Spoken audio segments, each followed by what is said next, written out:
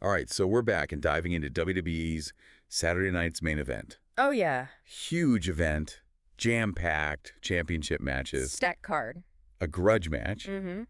and a serious blast from the past with Jesse Ventura on commentary. Oh, yeah, I loved that. A little bit of a throwback. Total nostalgia trip. We got a ton to unpack here. Mm.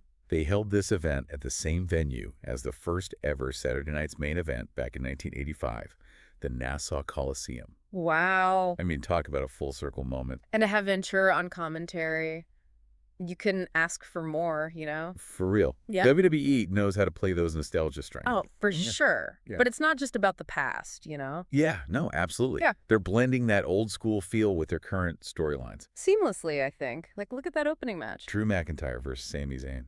Yeah. What did you think of Zayn's performance in that opening sequence? Honestly, I was impressed. He was on fire. Especially that springboard moonsault he hit onto McIntyre outside the ring. Oh, yeah. I felt like he was trying to prove he still belongs up there with the top guys. Exactly. And that's what makes it so interesting. You see how Zayn's initial, flurry plays into his current story. He's got that chip on his shoulder, fighting to prove he's still got it. Yeah. Which makes McIntyre overcoming it even more impactful. It's not just a win, it's a statement. Absolutely.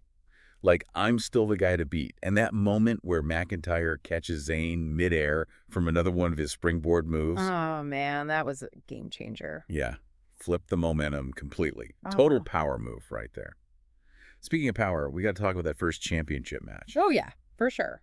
Liv Morgan defending her Women's World Championship against Io Sky. Mm-hmm. That one felt like it was setting up something bigger. You know what I mean? I think you're right. While the match was good, yeah, it did have a few moments that felt, I don't know, kind of clunky. Right. But the real story there is Rhea Ripley. Oh, 100%.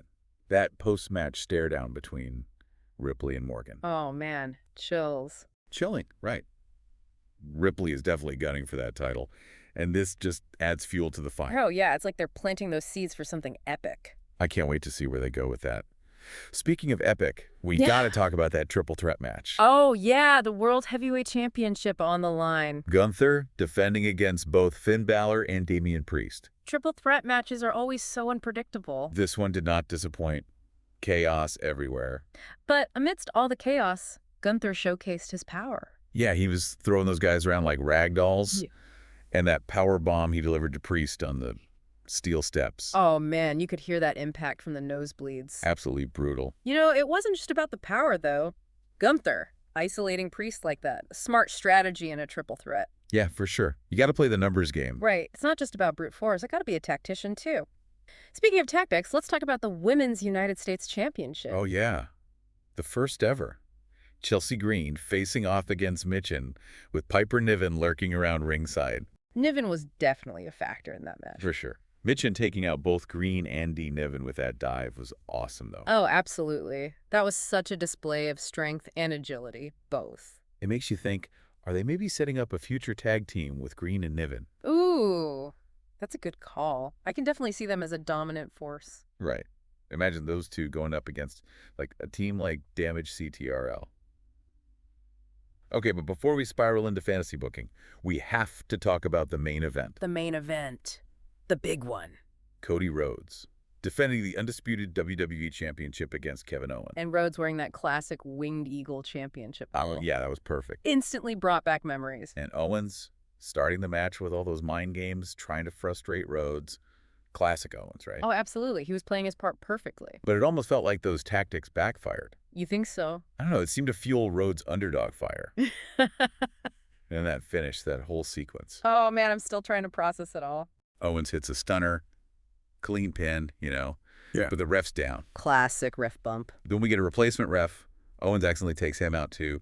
Grabs a chair, misses. Rhodes hits the Cody cutter and the crossroads onto the chair. Wow. Original ref crawls back in just in time for the 3 count. What a roller coaster. I get it, poetic justice, all that. But it was a lot, Yeah. A bit much, maybe. You know what they call that kind of ending? What? A dusty finish. Confusing, lots of chaos, leaves things unresolved. Perfect to keep the feud going, right? Oh, absolutely. Right. Keeps everyone talking. But it does raise a lot of questions. Will Owens just accept defeat? Or is he coming back with a vengeance? And how will Ripley factor into the women's championship picture? So much to unpack. It's crazy. So much.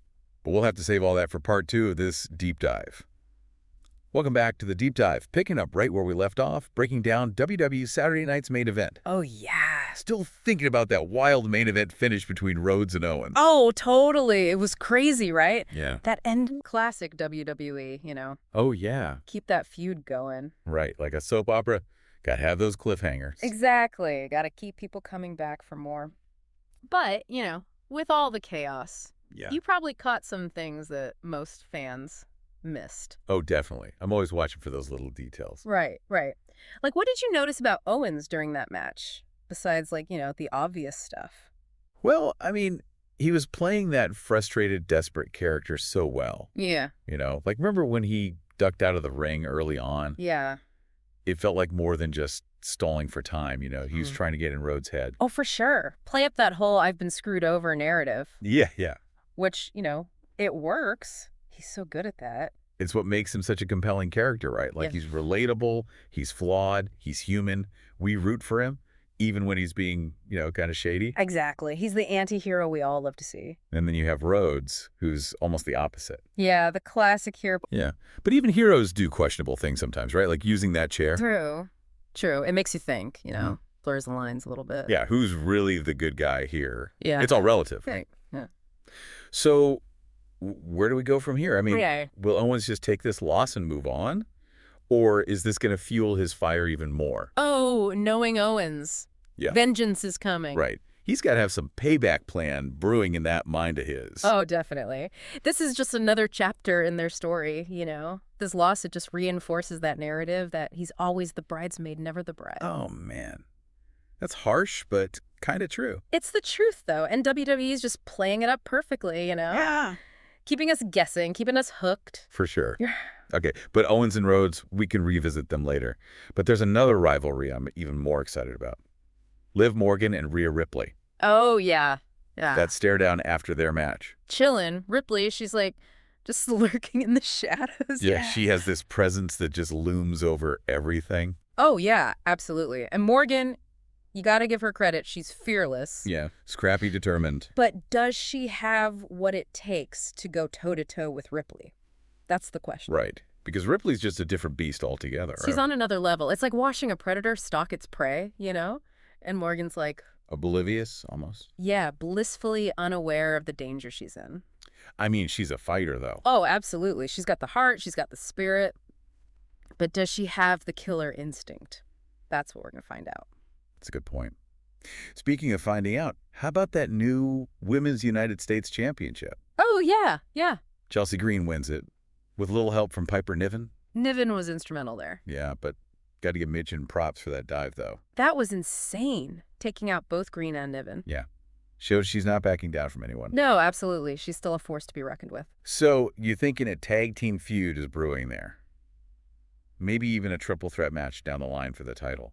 Ooh, I like where your head's at. I can definitely see that happening.